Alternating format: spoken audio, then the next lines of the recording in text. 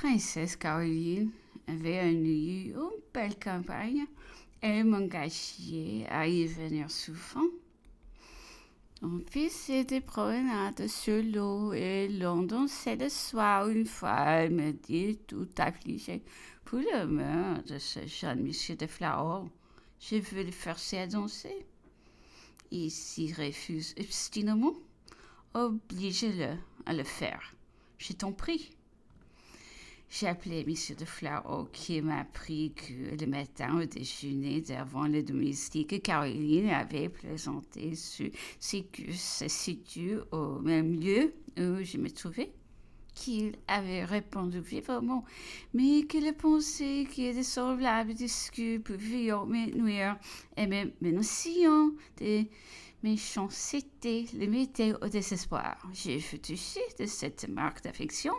Je lui dis de danser et les filles Caroline qui voulait essayer si je n'avais plus de pouvoir qu'elle sur un jeune homme de sa maison, dont elle se regardait comme la protectrice. La condition que mon et moi avait fait plus que ses prières de toute une soirée. De ces jeux, elle ne négligeait rien pour reprendre un empire qu'elle n'avait pas dû perdre. Elle fêta de l'intérêt, voulut le guérir d'un amour qui ferait son malheur, mais dépeignit à lui comme une personne bonne, douce, mais trop froide pour ressentir rien de tendresse et vaine pour traîner à ma suite une adoration dont je me moquerai bientôt. Et d'ailleurs, malheureuse par la jalousie de mon mari, qui serait coupable de croître mes tourments. Mais où, mon Dieu, moi, ne vais laisser voir M. de Flahau, le plus petit intérêt, en lui ont témoigné tant à l'heure pour le guérir qu'il évita ma présence et ne se montra plus à moi nulle part.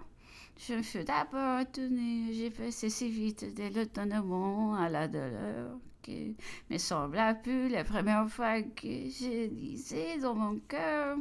Ce que j'ai découvert m'effraya, le sondant impérieux qui me révélait ma souffrance même me dominait trop peu, ne pas être répréhensible, il fallait le vaincre. C'est la seule chose qui m'occupa. Adèle venait d'arriver, un petit voyage qu'elle avait fait en Suisse avec sa sœur. Je me jetai dans ses bras en pleurant et lui appris le trouble qui m'agitait.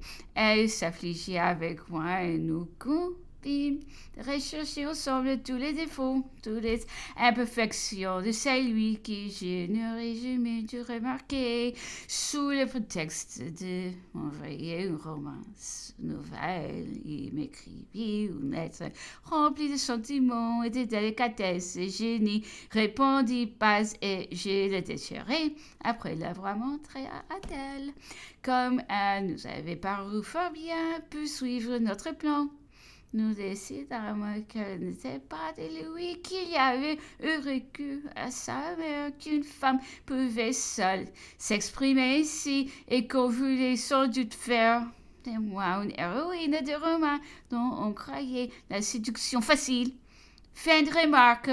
Je souffrais, mon cœur était oppressé, j'ai prié Dieu avec faveur. J'étais éteinte, et pourtant, j'espérais encore.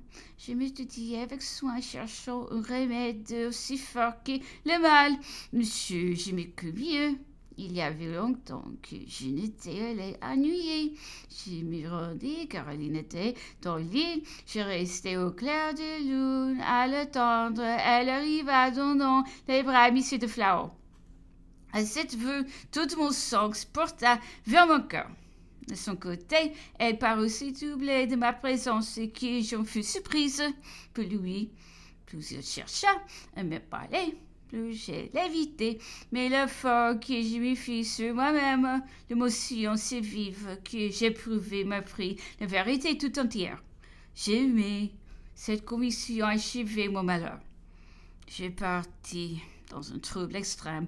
Arrivé chez moi, au lieu de me coucher, je me livrai de tristes réflexions. Je regrettais que mon mari ne fût pas près de moi, qu'il ne fût pas revenu ici que je l'en avais vivement prié lorsque j'approuvais ma première crainte d'ennemi.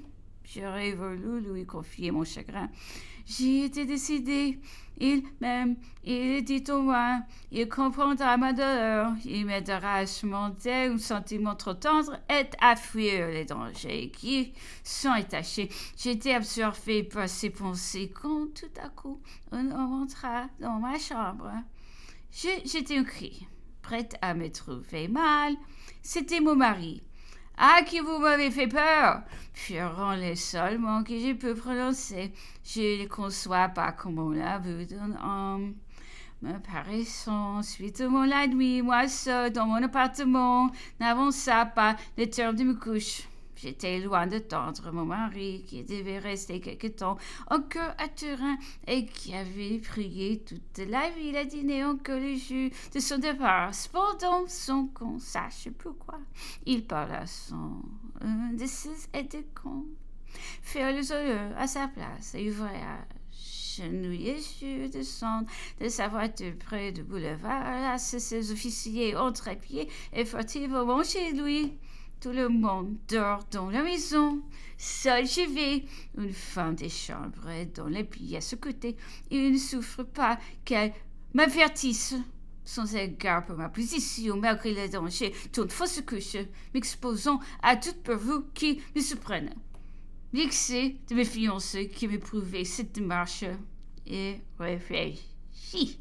Arrêta les approchements d'un cœur qui, un instant auparavant, demandait celui d'un ami peut déposer ses chagrins. Toutefois, je cachais sans peine l'impression pénible qui me causait une telle façon d'arriver. Je vais desserrer ce retour. J'ai compté peu me préserver de danger. Mon mari parut surprise de me trouver encore levé. Je lui parlais de ma visite à Neuilly, de la tristesse qui s'emparait de moi, de mon désir d'aller à la campagne où je l'ai prié de me conduire sur le champ, qu'avec peu de choses il eut appris mon secret. Avant son départ, lui avait acheté le château de Saint-Lieu.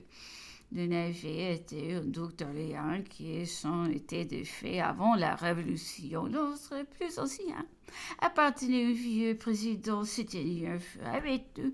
Et les deux parurent réunis, agrandis, des rivières cuisées, furent de cette campagne un des plus jolis lieux de la France. Ce feu là que nous nous rendîmes peut passer les derniers temps de ma grossesse.